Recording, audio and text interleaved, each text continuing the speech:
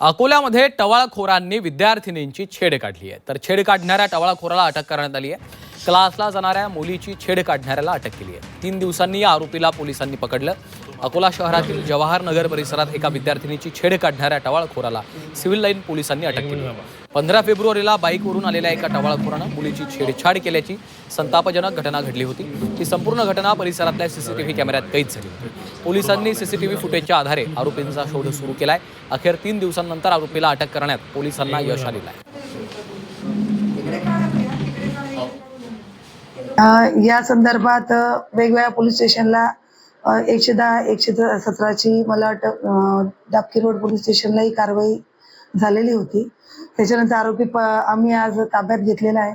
सदरील याच्यामध्ये 3 दिवस पोलीस अधीक्षक यांनी प्रत्येक 2-2 तासाला याचा फॉलोअप घेऊन पूर्ण फुटेज कलेक्ट करून त्याच्यावर एक वेगळी टीम बसवून अनालिसिस करून की गाडी नंबर किंवा गाडीच्या मालक किंवा त्याच्या कपड्यावरून किंवा रेकॉर्डवरून हे करून असं सगळं LCB आणि पोलीस स्टेशनच्या टीम मिळून हा अनालिसिस करून आरोपी आम्हाला मिळाला।